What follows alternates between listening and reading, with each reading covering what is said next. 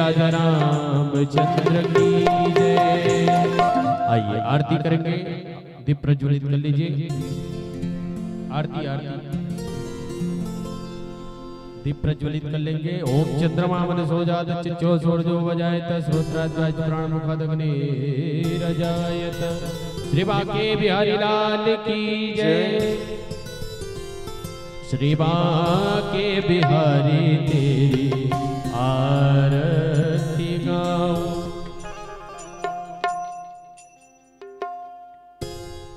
बांके बिहारी तेरी आरती गाऊं। श्री बांके बिहारी तेरी आरती गाऊं। श्री रमण बिहारी तेरी आरती गाऊं। रमण बिहारी तेरी आरती गाऊं। आरती गाऊं लाला तुमको मनाऊं। आरती गाऊं प्यारे तुमको मनाऊं। श्री रमण बिहारी तेरी आरती गाऊं। मैं रमण बिहारी तेरी आरती गाऊं।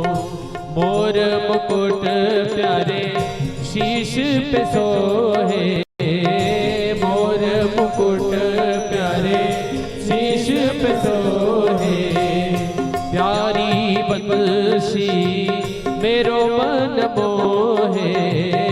प्यारी बंसी मेरो मन मोहे। मैं देख जुगल छवि बले बन जाऊं। मैं देख जुगल छवि बले बन जाऊं। श्री बांके बिहारी तेरी आरती गाऊं। श्री बांके बिहारी तेरी आरती गाऊं। चरणों से निकली है गंगा प्यारी। चरणों से निकली है गंगा प्यारी। जिसने सारी दुनिया तारी। जिसने सारी दुनिया तारी। मैं उन चरणों के दर्शन पाऊं। मैं उन चरणों के दर्शन पाऊं। श्री बांके बिहारी तेरी आरती गाऊं। श्री बांके कर्पूर गौरम करुणावतारम संसार सारम भुजगेन्द्रहारम सदा वसंतम हृदयारविंदे भवं भवानी सहितं नमामि। त्वमेव माता च पिता त्वमेव त्वमेव बन्धु च सखा त्वमेव। ओ त्वमेव विद्या द्रविणं त्वमेव त्वमेव सर्वं मम देवदेव। ओ श्री कृष्ण गोविंद हरे मुरारे हे नाथ नारायण वासुदेव। श्री कृष्ण गोविंद हरे मुरारी हे नाथ नारायण वासुदेव। गोविंद गोविंद हरे मुरारी हे नाथ नारायण वासुदेव। गोविंद गोविंद हरे मुरारी हे नाथ नारायण वासुदेव। प्रेम से बोलिए बांके बिहारी लाल की जय। सुंदर अपनी जगह में प्रदक्षिणा कर लेंगे। ओम जीन दिनधानी प्रदरंक्षः सहस्रमेकं मावेन खम्मानाः सर्वेणो भवन्तुः। यानि कानि च पापानि जन्मान्तरकृतानि च तानि सर्वाणि विनश्यन्तो प्रदक्षिणायां प्रदीपदीम्। जल से आचमन कर देंगे। ओम जलीन स्लेकर्णम आदिवादिवंदनम पुष्पादिवंदनम मंत्रादिवंदनम जलम आचमन्यम समर्पयामि। सुंदर भगवान जी को दीप दिखा देंगे। दीप ज्योति पर ब्रह्मा दीप ज्योति जनार्दना दीप हर्तुमे पापम मार्ति दीपम नमोस्तुते। शुभम करोतु कल्याणम आरोग्यम सुख संपदा शत्रुबुद्धि विनाशाय आरति दीपम नमोस्तुते। सुंदर हाथ में अक्षत पुष्प लेकर के भगवान जी को सुंदर पुष्पांजलि अर्पण करेंगे। ओम जग्नेन जग्नमय जन्तधीवस्तानि धर्माणि प्रथमान्यासन्नादि हनागं महिमानः स्वचन्द्र यत्र पूर्वे साध्या शान्तिदेवः सुमन सुगन्धित सुमन युतः सुमन सुगंध सुवा पुष्पांजलि अर्पण करूं मेरे नाथ करो स्वीकार मेरे प्रभु जी करो स्वीकार। ओम भूर्भुवस्व वैदिक मंत्र द्वारेण मंत्र पुष्पांजलि समर्पयामि। प्रेम शिव वृंदावन बिहारी लाल की सावरी सरकार की श्रीमद् भागवत महापुराण की। आइएगा सभी भक्त आसन ग्रहण करेंगे एवं एक बार मैं पुनः निवेदन चाहूंगा समस्त ग्रामवासी ग्राम केसरा की सभी भक्तजनों को, जहां तक मेरी आवाज जा रही है आप सभी भक्त को निवेदन पूर्वक कहना चाहूंगा, हमारे बीच में व्यास गादी पर महाराज श्री का आगमन हो चुका है। अतः आप सभी अपने कामों से निवृत्त होकर आज की मंगलमय कथा का रसपान करने हेतु अपने इस कथा प्रांगण पर अपनी उपस्थिति दीजिएगा। बोलिए बांके बिहारी लाल की जय।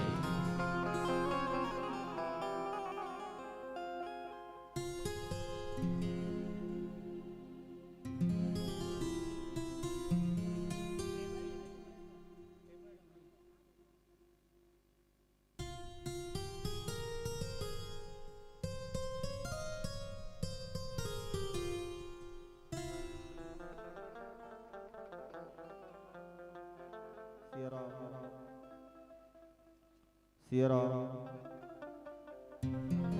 श्री राधे राधे सिया राम श्री राधे राधे सिया राम।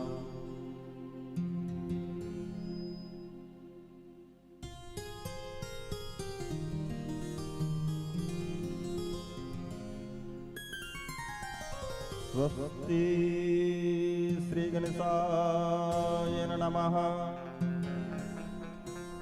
श्री सरस्वत्यै नमः। श्री गुरु चरणा कमलाभ्यां नमः। सीतानाथ समारंभम् श्रीरामानुजचार्य मध्यमम् अस्मदाचार्य पर्यन्तां वन्दे गुरु परंपरा। वंशी विभूषित करा नवनीरिदाभा पीताम्बरधरणबिम्ब फलभ्रोष्ठान्त पूर्णेन्द्रदसुन्दरा मुखाद्दर बिननेत्रात् कृष्णात् परम किमपि तत्त्वमहं न जाने। सच्चिदानन्दरूपाय विश्वोत्पत्त्यादिहेतवे तापत्रविनाशाय श्रीकृष्णाय वयं नुमः। मनोजवं मारुततुल्यवेगं जितेन्द्रियं बुद्धिमतां वरिष्ठं वादातुजन् वानिर्योतमुख्यं श्रीरामदूतं शरणं प्रपद्ये। शीतले त्वं जगन्माता शीतले त्वं जगत्पिता शीतले त्वं जगद्धात्री शीतलाय नमो नमः। श्री राम कथा के रस के तुम, श्री कृष्ण कथा के रस के तुम, सुना हो वीर बलवान। आवो आसन ले हो अब, श्री तेज पुंज हनुमान। जय जय श्री राधा रमन, जय जय नवल किशोर, जय गोपी चित चोर प्रभु, जय जय माखन चोर। सब द्वारन को छोड़कर मैं आया तेरे द्वार। यहो वृषभान की लाडली, निकी मेरी ओर निहार। यत्र यत्र रघुनाथ कीर्तनम, तत्र तत्र कृतिमास्तिकम्। वास्तवारि परिपूर्णलोचनम्, मारुति रक्षकं ममः। लेति सदा सुध दीन की सहज दया की धाम।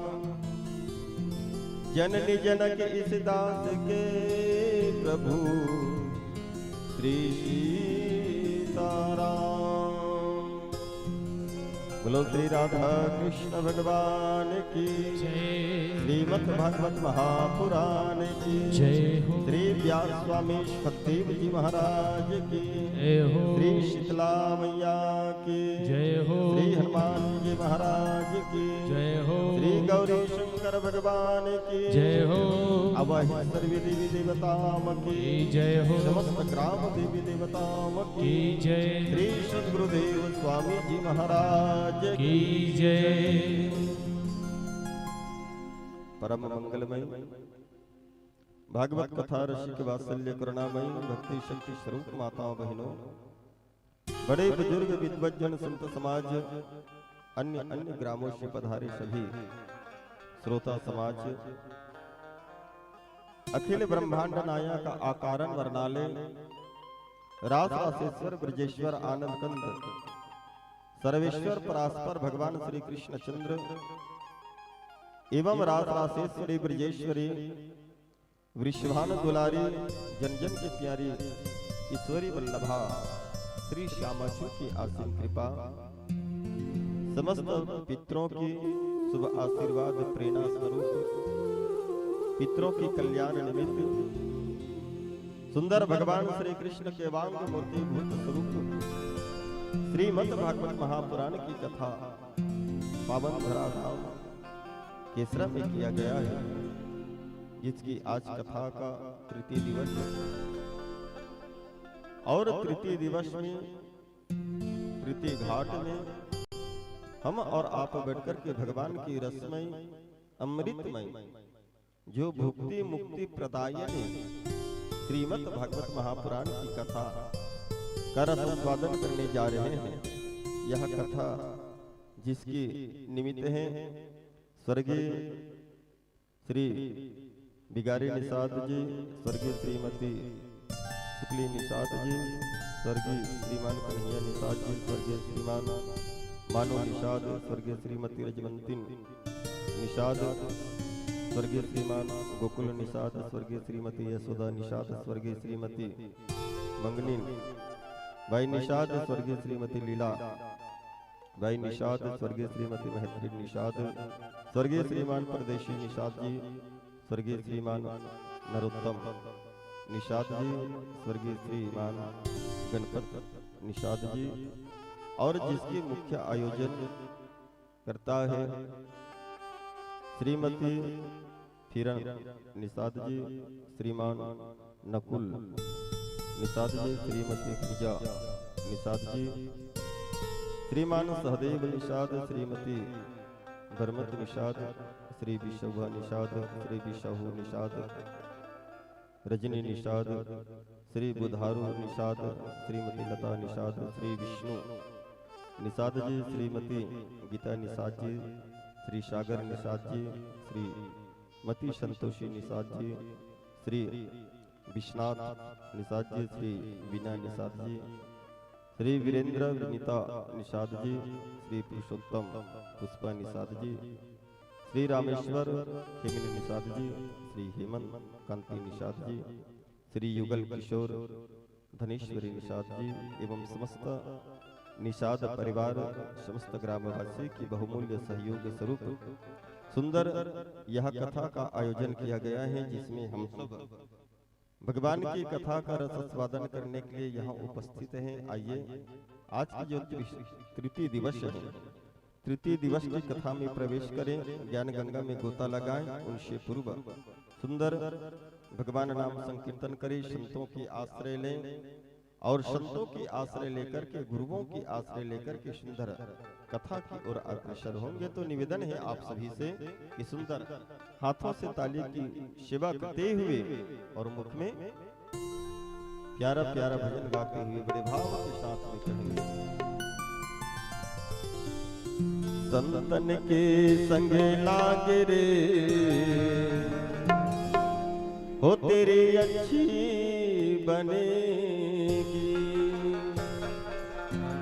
संतन के संग लागे रे तेरी अच्छी बनेगी, संतन के संग लाग रे तेरी अच्छी बनेगी, संतन के संग लागे रे तेरी बनेगी, संतन के संग लाग रे तेरी अच्छी बनेगी, अच्छी बनेगी तेरी बिगड़ी बनेगी, अच्छी बनेगी तेरी बिगड़ी बनेगी, अच्छी बनेगी तेरी बिगड़ी बनेगी, अच्छी बनेगी तेरी बिगड़ी बनेगी, संतन के संग लागे रे तेरी अच्छी बनेगी, संतन के संग लाग रे तेरी अच्छी बनेगी।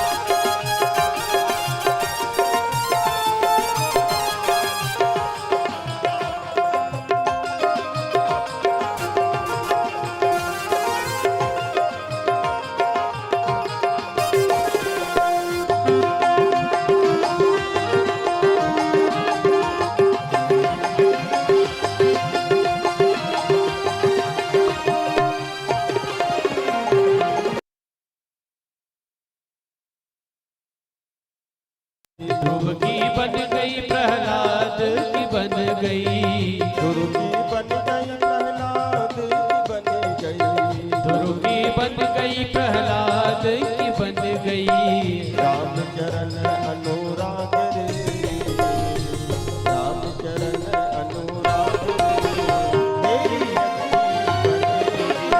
संतन के संग लाग रे तेरी अच्छी बनेगी,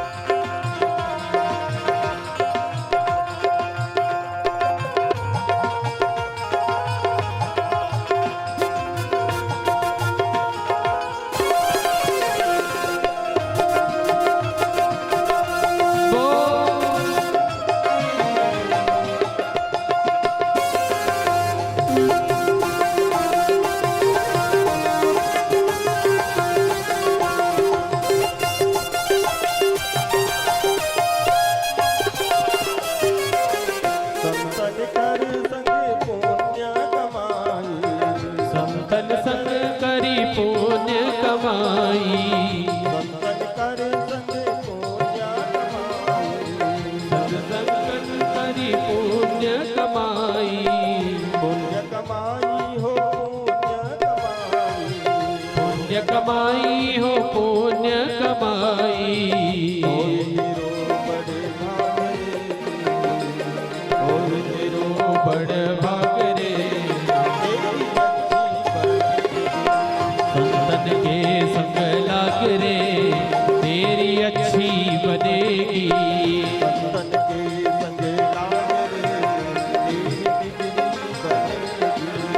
संतन के संग लाग रे तेरी अच्छी बनेगी।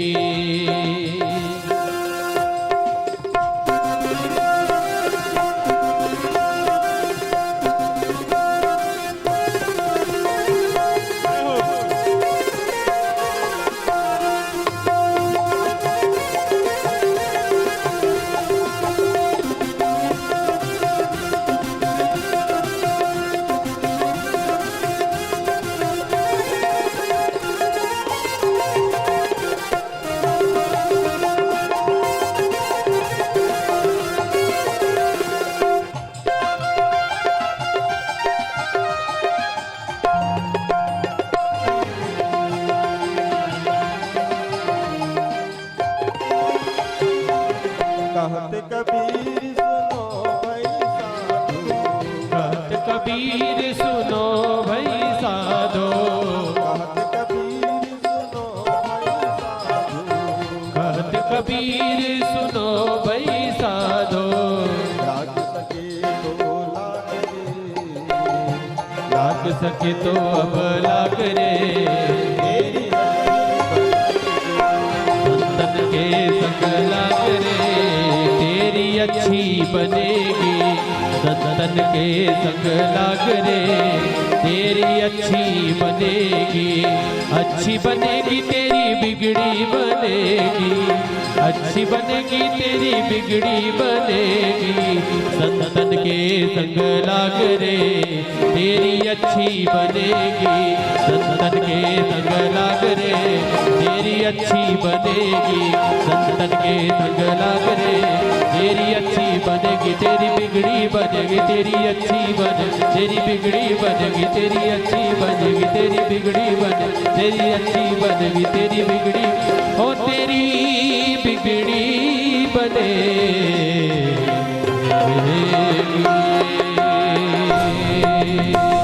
जय जय श्री राधे।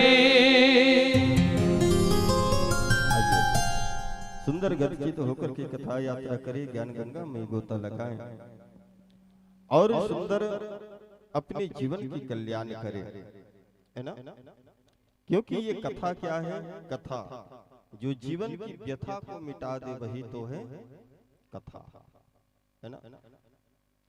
इससे मेरे माता बहनों हमारे जीवन का जो भी परेशानी है, व्यथा है, कथा से दूर होता है। इसलिए हमारे संतों ने बार बार कहा कि प्यारे जिसको हम सुने उसका मनन करें। संत लोग इसी कारण इसको पीने के लिए कहा गया है, केवल और केवल सुनने के लिए या कंठस्थ करने के लिए नहीं कहा है। पिबत भागवतम रस माल्यम महुर रहो रसिक भूई भाव का। पियो, पीना मतलब हम अपने कर्ण इंद्रिय के माध्यम से श्रवण करें और श्रवण करके उसके बार बार मनन करें, चिंतन करें। तब कहीं जाकर के हमारे जीवन में जो अज्ञानता रहेगा, जो व्यथा रहेगा, वो व्यथा दूर होगा। और आप केवल कथा सुनोगे, केवल कथा सुनोगे तो कुछ होने वाला, जिंदगी बीत जाएगा कथा सुनते सुनते सुनते सुनते, लेकिन कुछ होने वाला नहीं है। या आप कितनों भी श्लोक कंठस्थ कर लो, संसार में ऐसे ऐसे ज्ञानी है मेरी माता बहनों जो श्रीमद् भागवत महापुराण की 18,000 श्लोक उसको कंठस्थ है, फिर भी जीवन में उसका कोई परिवर्तन नहीं हो रहा है, उसके जीवन की व्यथा नहीं मिट रहा है। ऐसे भी ज्ञानी है कि गीता की 700 श्लोक उसको कंठस्थ है, फिर भी जो का त्यों है। अरे भैया कहा, यहाँ तक कि कहते हैं कि रामचरित्र मानस जो 7 कांड है ना, 7 कांड भी कंठस्थ है, फिर भी उसके जीवन में परिवर्तन नहीं हो रहा है। क्यों नहीं हो रहा है? वो केवल कंठस्थ ही किया है, उसको अपने अंदर में, अपने जीवन में उतारा नहीं है। इसलिए संत लोग कहते हैं थोड़ा सुनो लेकिन अच्छा सुनो और कुछ न कुछ अपने जीवन में उसको उतारो, तब कहीं जाकर के आपको कथा सुनने का या आयोजन कराने का फायदा होगा, नहीं तो बस सुनोगे तो स्वाभाविक है एक कान से सुनूं और वो कान से सुन के अंत में केवल सुन ही हो जो हासिल आया कुछ मिलने वाला नहीं है। इसलिए जो अच्छा लगे कि प्यारे इससे हमारा कल्याण हो सकता है, कम से कम थोड़ा से अपने जीवन में उतारने की प्रयास करो, जीवन में उतारो, तब कहीं जाकर के सार्थक होगा आपका ये कथा सुनना। नहीं तो केवल सुनोगे या कंठस्थ करोगे तो उससे कल्याण होने वाला नहीं है। जैसे एक बार एक संत रहे, संत सुंदर जब भगवान के भजन संकीर्तन करत करत आता है जंगल की ओर, जंगल की ओर से आता है और ऊपर में बहुत सारी जो चिड़िया है, चिड़िया उड़त उड़त उड़त उड़त जात रहे सामने तरफ आगे तरफ। तो आगे में क्या देख रही सो संत कि एक शिकारी आ रही से जाल बिछा रही से और में बहुत सारा दाना डाले रही, ताकि ये चिड़िया मन दाना के लालच में अही जाल में बैठी तहा फंस जाए। वो शिकारी के रोज के काम रहे, बस जाल बिछाए दाना डाले, दाना के लालच में वो चिड़िया मन आए और जो है जाल में फंस जाए, फिर वो शिकारी बाजार की तरफ बेचे भर जाए, ओकर व्यवसाय रही सुहा और जेकर से ओकर घर चले। संत कहते कि भैया ये तो इसका रोज का काम है, देखो बहुत सारी चिड़िया मन उड़त उड़त आते, एमना दाना के लालच में यही हो मन फंस जाए, ऐसे करतो ए मन आज में अपन गुरु मंत्र देतो जेकर से एकर कल्याण हो सके। जितना चिड़िया मन उड़त उड़त जात रहे ना, वो संत पता नहीं होकर शब्दला समझिस नहीं समझिस, लेकिन संत कहते अरे भैया इधर आओ इधर आओ इधर आओ, और जितना चिड़िया उड़त जात रहे ना तो सब के सब संत के सामने में आके बैठ गए। संत कहते कि देख भैया तू मल्ला आज में ना अपन गुरु मंत्र दे दो, अगर ये गुरु मंत्र ला अपन जीवन में उतार लो ना, कहीं जाकर के तुम फंसने वाले नहीं हो। सभी चिड़िया मना कहते ठीक है महाराज मंत्र दो, और वो संत जो है सब चिड़िया मन मंत्र दे थे। कौन से मंत्र दी? वो संत काहे बन लगी, और देखो मैं कहा था साथ साथ में तू मल्ला भी बोलना है ताकि कंठस्थ हो जाए, याद हो जाए वो मंत्र, है ना। और संत मेरे माता बहनों मंत्र दिया। कौन सी मंत्र दिया?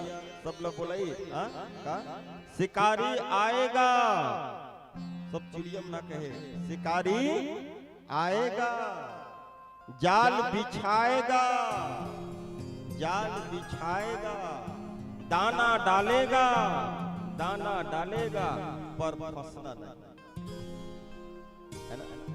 शिकारी आएगा, जाल बिछाएगा, दाना डालेगा पर फंसना नहीं। 15-20 बार जैसे रिपीट करिए। अब तो चिड़िया मल्ला याद हो गए। संत कहते चलो चलो चलो सबके सब बोलो, तो जितना चिड़िया मन है वो मन बोले वो लगी शिकारी आएगा, जाल बिछाएगा, दाना डालेगा पर फंसना नहीं। संत ने विश्वास हो गए कि भैया अब ये मन फंसने वाला नहीं है ना। संत कहते मोर काम हो गया। संत वहां से निकल गए। अब जितना सब चिड़िया है सब उड़त उड़त उड़त उड़त जावत केती वही जाल फंसे है होती, उड़त उड़त जाते और जात जात कहा थे शिकारी आएगा, जाल बिछाएगा, दाना डालेगा पर फंसना नहीं। जे मना केवल कंठस्थ करिसना ओ मना देखी सो जाल में पूरा दाना है ना। बहुत से जो चिड़िया मन वो जाल में चल दी बैठ गए, और वहाँ जो दाना है ओला खावत है, चुगा थे, और दाना खात खात कहा थे शिकारी आएगा, जाल बिछाएगा, दाना डालेगा पर फंसना नहीं।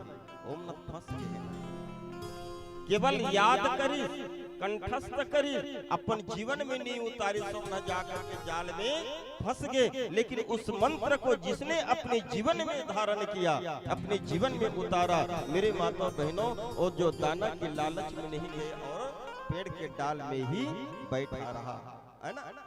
वो लोग जाकर के जाल में नहीं फंसा। उसी प्रकार से मेरे माता बहनों, जो गुरु मंत्र देता है, जो शास्त्र ज्ञान देता है, कम से कम अपने जीवन में उतारो तो हम भी ये माया मोह के जंजाल में फंसने वाला नहीं है। नहीं तो प्यारे कितनों भी कथा सुनो, कितनों भी मंत्र श्लोक याद कर लो, अपने जीवन में नहीं उतारोगे तो यही संसार में तुम फंसोगे ही फंसोगे। भोले बाबा कहते हैं कि प्यारे संसार में बसो लेकिन संसार में फंसो मत। और हम प्यारे बसे तो हैं, बसे से ज्यादा फंसे हैं। इसलिए हमारे संत कहता है कि थोड़ा से सुनो, चाहे कितनों सुनो, लेकिन प्यारे जो अच्छा लगता है उसको अपने जीवन में उतारो। तो प्यारे हमारा कथा कहना और आप लोगों का कथा सुनना भी सार्थक हो जाएगा। गंगा के तट में मेरी माता बहनों, स्वामी श्री सुखदेव जी महाराज राजा परीक्षित के सम्मुख में सुंदर कल ये जो सृष्टि निर्माण की कथा है उसको बताया है ना, कि किस प्रकार से भगवान ने सृष्टि का निर्माण किया। श्री ब्रह्मा जी का आना हुआ, ब्रह्मा जी के माध्यम से बहुत सा यहाँ सृष्टि हुआ।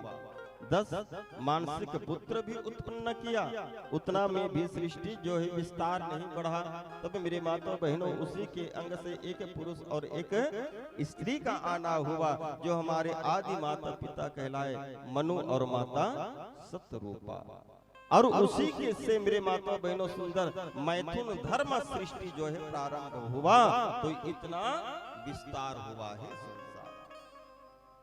उसी के घर में मेरे भाई बहन 2 पुत्र हुआ, श्री मनु जी महाराज के, और 3 पुत्री हुए, है ना। 2 बेटा और 3 बेटी। कौन कौन से हैं? प्रीवर्तो उत्तान पादो सुतो सायंभू यस्य वे यथा धर्मे जुगतो पतो सप्तदीपमती मह्यम। श्री मनु जी महाराज के 2 पुत्र हुआ। बड़ा पुत्र कौन? श्री प्रियव्रत जी महाराज, और दूसरा हुआ कौन? श्री उत्तानपाद जी महाराज। श्रीमद् भागवत महापुराण में दिया है, श्री प्रियव्रत जी महाराज बड़ा पुत्र है और उत्तानपाद जी छोटा पुत्र है। 3 बेटी हुए, आकुति, देवहूति और प्रसूति, है ना। ये 3 बेटी हुई। और जैसे ही कहा तब तो राजा परीक्षित हाथ जोड़ करके कहने लगे कि हे गुरुदेव, हे स्वामी जी, महाराज मनु के वंश बड़ा पवित्र है। इसकी वंश की चरित्र सुनने से, कथा सुनने से जीव पाप से मुक्त हो जाता है। महाराज, उसके पावन वंश के चरित्र को आप बताओ ना। तभी मेरे माता बहनों, स्वामी सुखदेव जी महाराज सुंदर, वही जो देहूति है उसकी बेटी मनु महाराज का, जिसकी विवाह मेरे भाई बहन श्री करदम जी महाराज से हुआ, है ना। करदम जो ब्रह्मा जी से छाया से उत्पन्न हुआ, ब्रह्मा जी का छाया से उत्पन्न हुआ करदम ऋषि, उसी के साथ उसका विवाह हुए। और कहने लगे कि मेरे माता बहनों, उसके यहाँ पुत्र बन करके आया कौन? तो श्री कपिल जी महाराज। कपिल महाराज कौन है? तो ब्रह्म ज्ञान की स्वरूप बताया गया है कपिल को, ब्रह्म ज्ञान। और जीव को ब्रह्म ज्ञान की प्राप्ति कब होता है? तो ब्रह्म ज्ञान की प्राप्ति के लिए सर्वप्रथम मेरे माता बहनों, अपने इंद्रियों के ऊपर काबू पाना जरूरी है। जब तक आप इंद्रिय नहीं बनोगे, इंद्रियों के ऊपर जब तक आप विजय पा नहीं सकोगे, तब तक मेरे माता बहनों हमको ब्रह्म ज्ञान की प्राप्ति होने वाला नहीं है। जितेंद्री बनो। जब तक जितेंद्री नहीं बनोगे, तब तक मेरे माता बहनों ब्रह्म ज्ञान की प्राप्ति होने वाला नहीं है। और जितेंद्री बनने के लिए क्या करना पड़ेगा? तो सर्वप्रथम बताया गया है कि अपने आहार को सुधारो। आहार सुधरेगा तो आपका विचार सुधरेगा, विचार सुधरेगा तो समाज में आपका व्यवहार भी सुधरेगा। तो इसके लिए कौन से सर्वप्रथम है? आहार।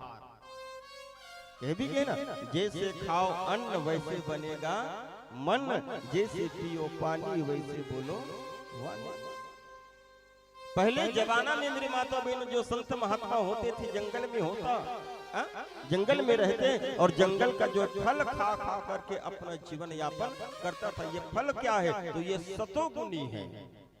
आप अगर सतोगुणी का सेवन करोगे, सतोगुणी खाओगे, तो आपका मन भी सतोगुणी होगा।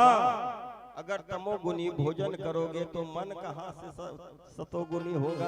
वो तो तमोगुणी ही होगा ना। मांस मदिरा खाओगे तो क्या आप भजन गाओगे? उससे भजन होने वाला नहीं है। इसलिए हमारे संत लोग कहने लगे कि प्यारे, सर्वप्रथम आप अपने आहार को शुद्ध करो। जहाँ आहार शुद्ध हुआ तो हमारा विचार भी शुद्ध होगा, और जहाँ विचार शुद्ध हुआ तो प्यारे संसार में हमारा व्यवहार भी शुद्ध होगा, अच्छा होगा। स्वामी सुखदेव जी महाराज कहने लगा कि प्यारे, जीव को सुधारने से जीवन सुधरता है ना। ये छोटा सा जीव इतना खतरनाक, और हम सब तो प्यारे वही इंद्रियों के गुलाम है ना। इंद्री जो मांगते हैं हमको, हम वही देते हैं।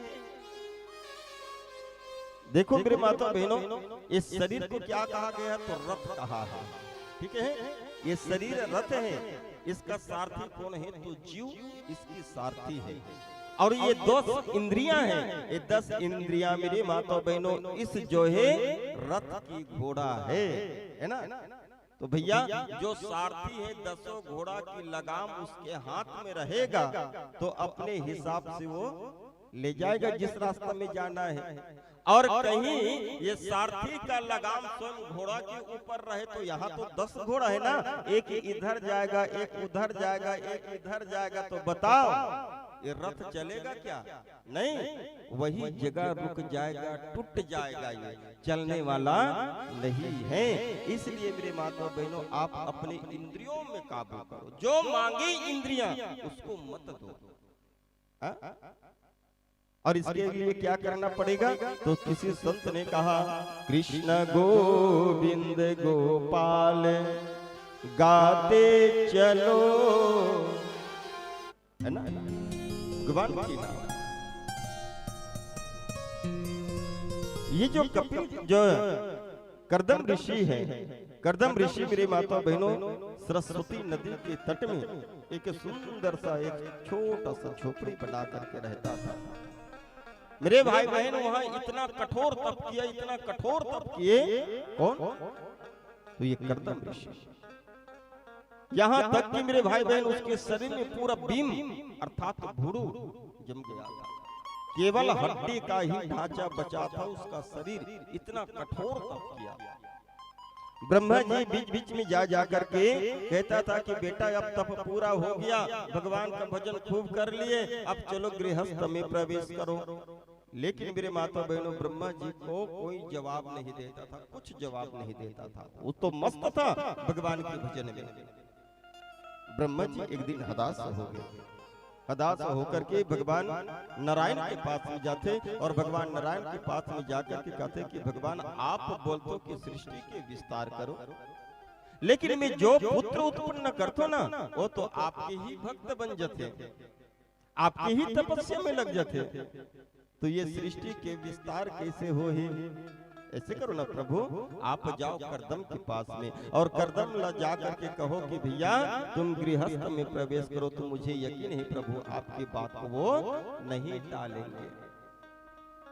ब्रह्मा जी के बार बार कहने से मेरे माता बहनों, भगवान विष्णु ने उसकी तपस्या को पूरा करने के लिए आहा जहां तप कर रहा है कर्दम महामुनि वही आ गया और आकर के प्यारे चतुर्भुज नारायण में उसको दर्शन दिया। कहने लगे कि ये कर्दम आंखें खोलो, देखो मैं तुम्हारे आराध्य देव आ गया हूं।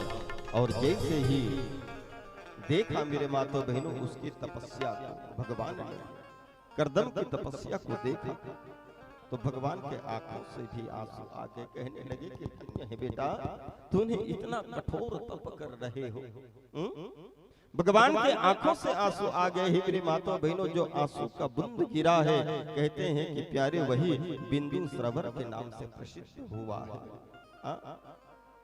जैसे करदम ने आंख खोल करके देखा किसको? भगवान नारायण को, चतुर्भुज नारायण, शंख चक्र गदा पद्म युक्त, मंद मंद मुस्कुराते हुए सुंदर करदम को दिखाई दिया है। करदम सुंदर स्तुति करने लगा है भगवान का। बोलो श्री राधा कृष्ण भगवान की जय। जपे जा तू मन से, गाए जा तू मन से, सुबह और शाम श्री राम जय राम जय जय राम।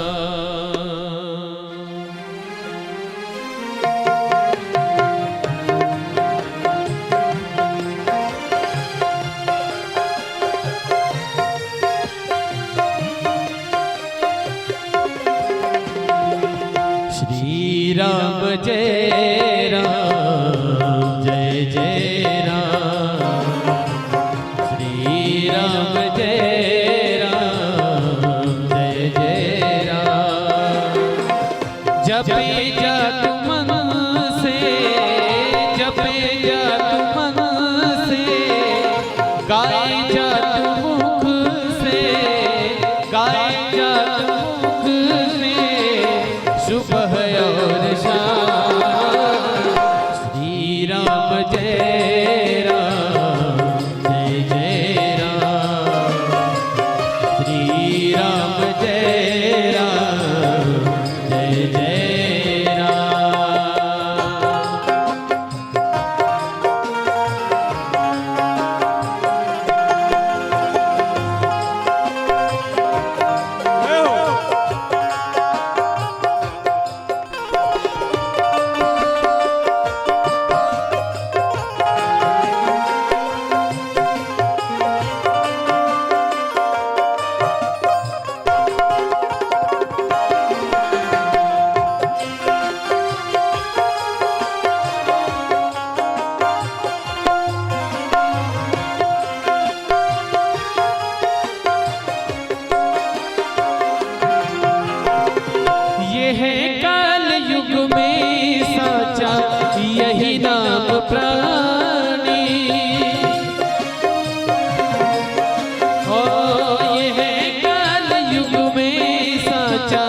यही राम प्राणी, गंगा सी पावन होगी इस जग के वाणी। हर दाम रटते रहो, हर दाम भजते रहो, मन में श्री राम जय राम जय जय राम, श्री राम जय राम जय जय राम।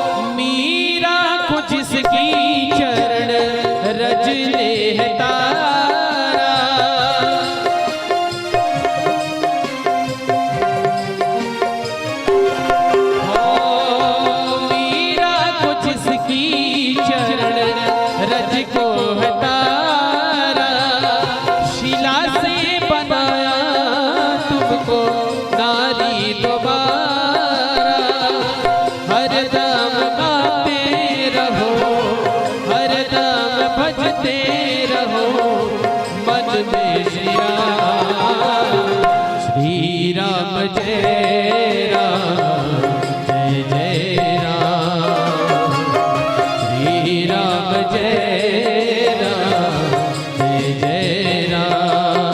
ओ रटे जा तुम से रटे जा तुम से मन में श्री राम। और एक बार ऐसे दोनों हाथ पर उठा के कहेंगे क्या, बोलिए बाकी बिहारी लाल की।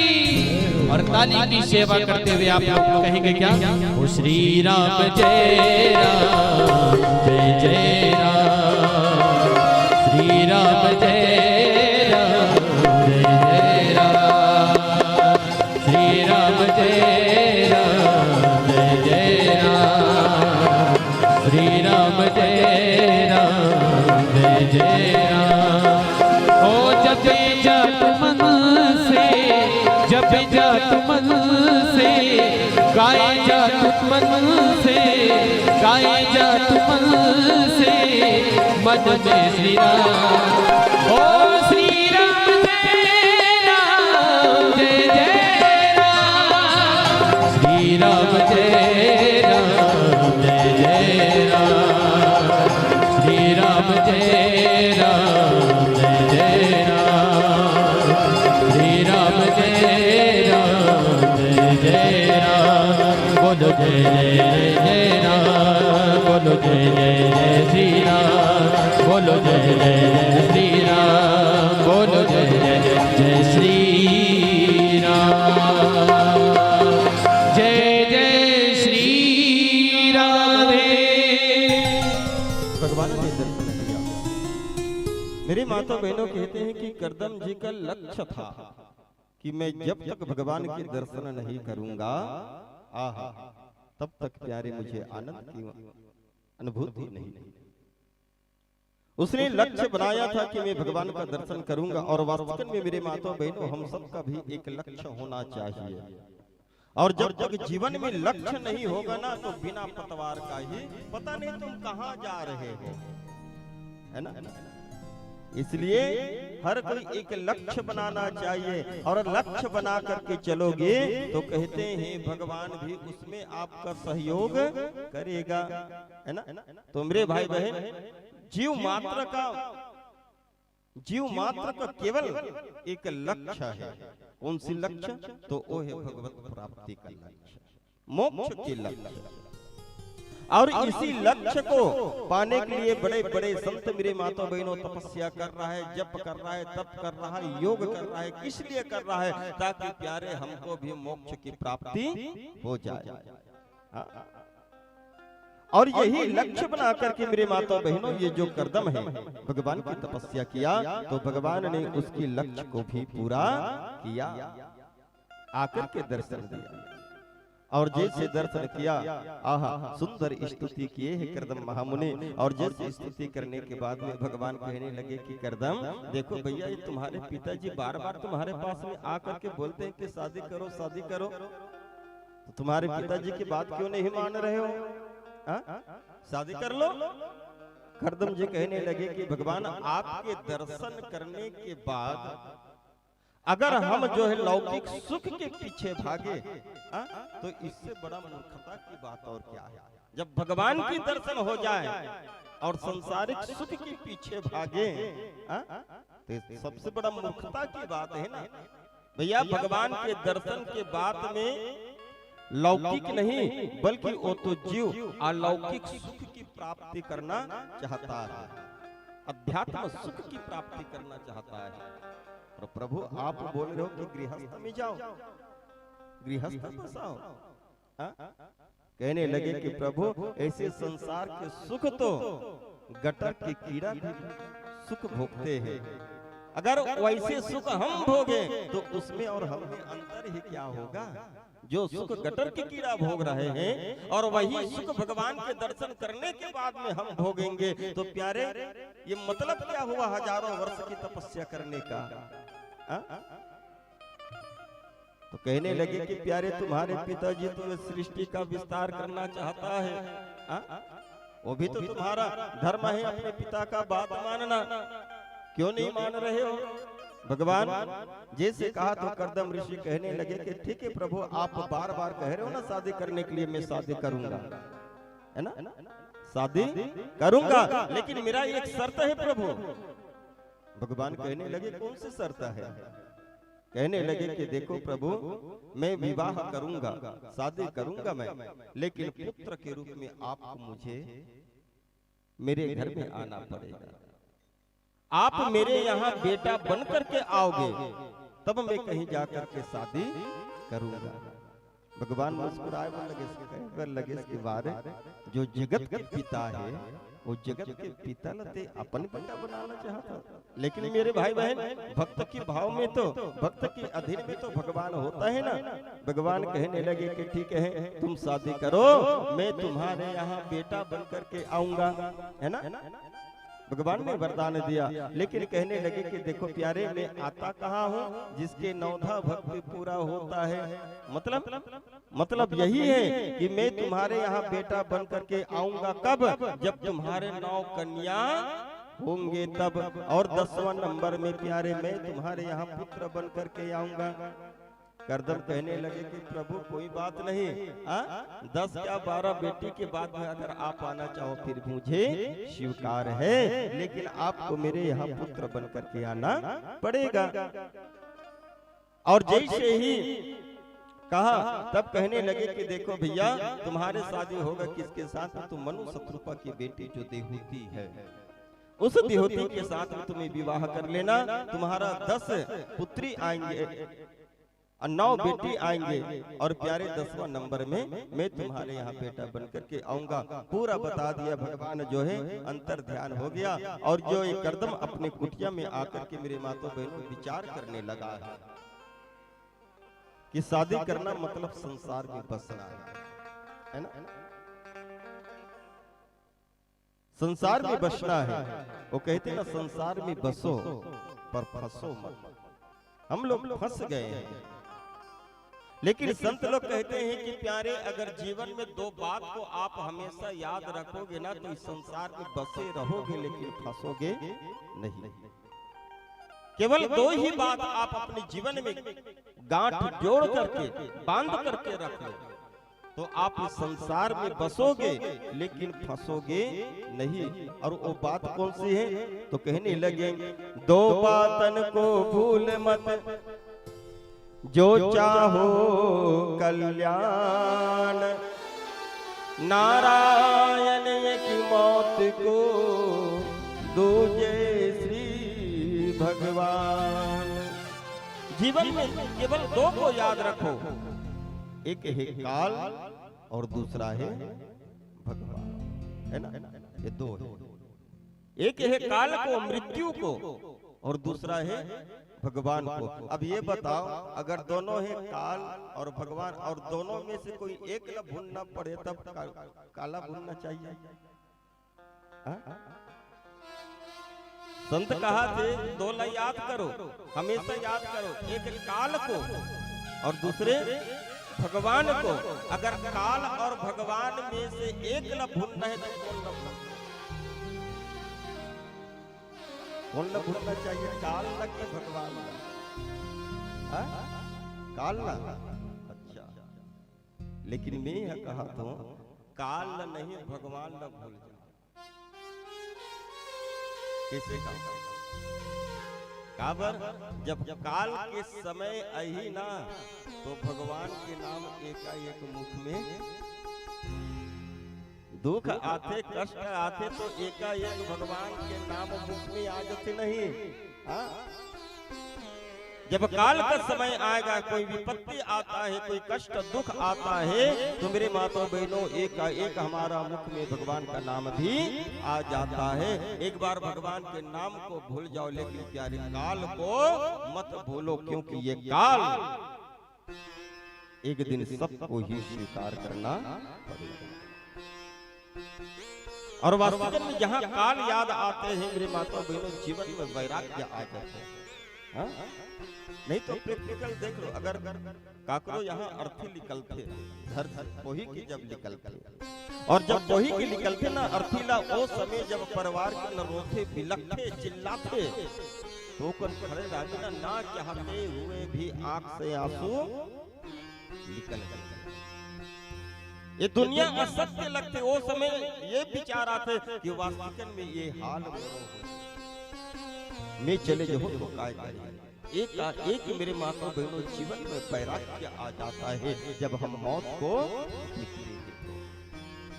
इसीलिए कहने लगा कि प्यारे संसार में बसो, ये दो चीज को हमेशा याद रखोगे तो प्यारे इस माया में फंसने वाले नहीं। हम केवल और केवल मेरे माता बहन इधर उधर की बात याद रखते हैं, लेकिन हम मृत्यु को भूल जाते हैं, हम मौत को भूल जाते हैं। और कुछ समय के लिए ऐसे लगते हैं कि प्यारे हम मरने वाले नहीं है। और यही एक कारण है हमारा पतन का। कर्दम ऋषि विचार करने लगा कि प्यारे क्या किया जाए। जंगल में है, जितना भी संत है सबको निमंत्रण दिया कि भैया इस दिन मेरा विवाह होगा। बताया था वो दिन तिथि, और वो दिन तिथि आ गया।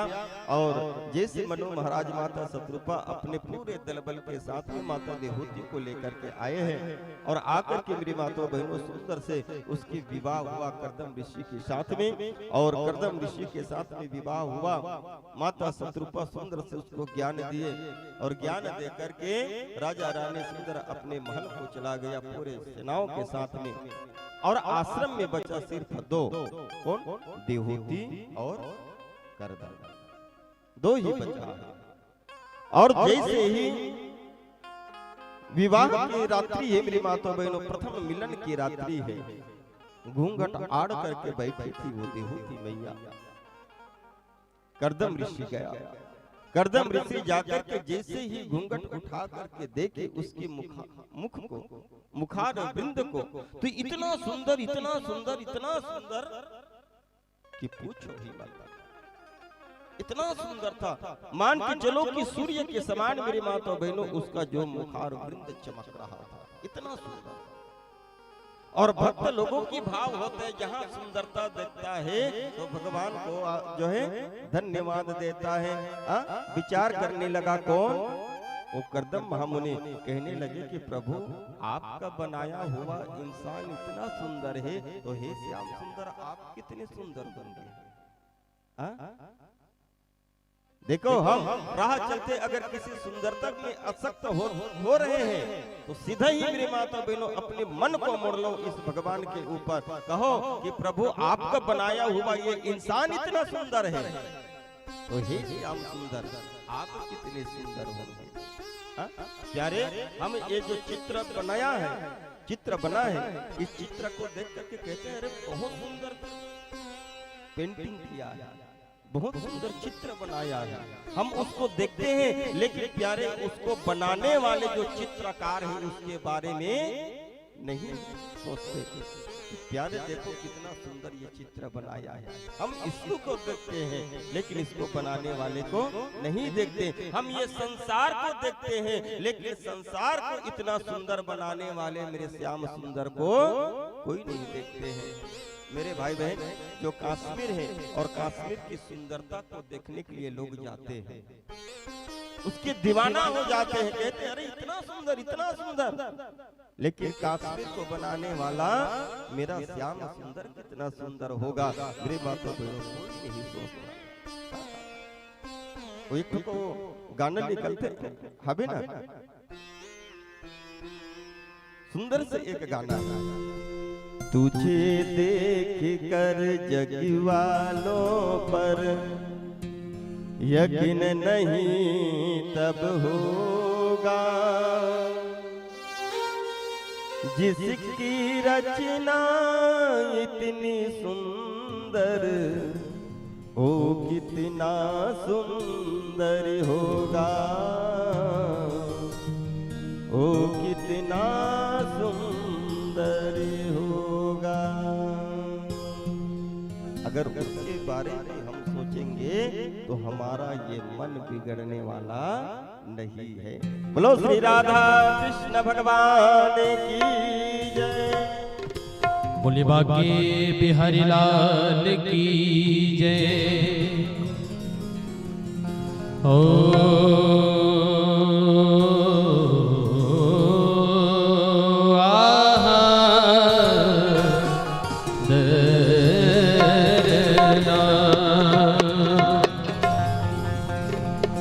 कहे तुझको सब ही यशोदा केला,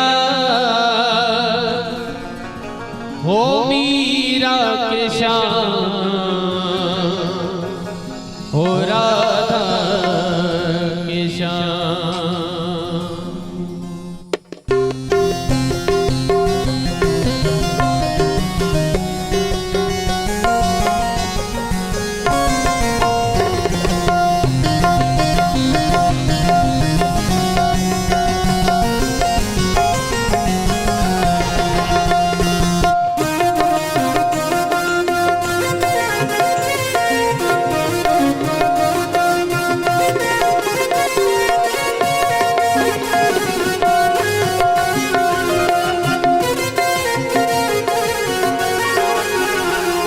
रहे मेरे मुख में सदा तेरा नाम, रहे मेरे मुख में सदा तेरा नाम, ओ मीरा के श्याम, ओ राधा के श्याम, ओ मीरा के श्याम, ओ राधा के श्याम। कहे तुझको सब ही यशोदा केला, रहे मेरे मुख में सदा तेरा नाम, ओ मीरा के श्याम, ओ राधा के श्याम, ओ मीरा के श्याम, ओ राधा के श्याम। रहे मेरे मुख में जय हो।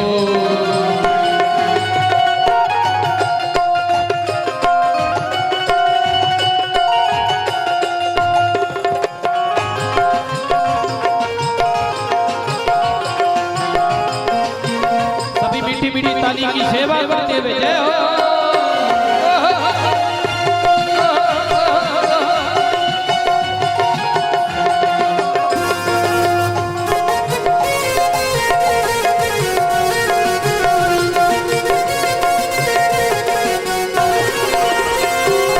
दुनिया की ताकत जुदा ना करे, कोई दुनिया की ताकत जुदा ना करे, कोई दुनिया की ताकत जुदा ना करे, कोई दुनिया की ताकत हो। मिले जो मुझे राधे राधे कहे, मिले जो मुझे राधे राधे कहे, मुझे ना तो जीने और मरने से काम, मुझे ना तो जीने और मरने से काम। ओ मीरा के श्याम, ओ राधा के श्याम, ओ मीरा के श्याम, ओ राधा के श्याम। रहे मेरे मुख में जय हो प्यारे।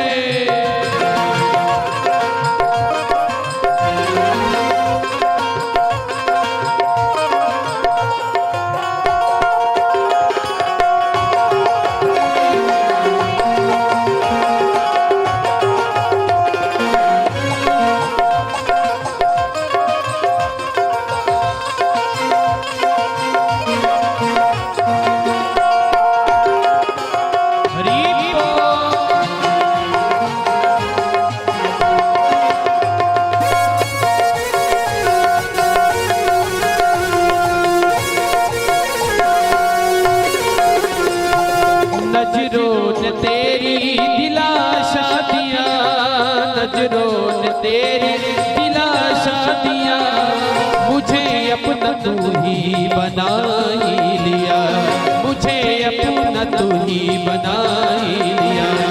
मुझे तो है प्यारा हो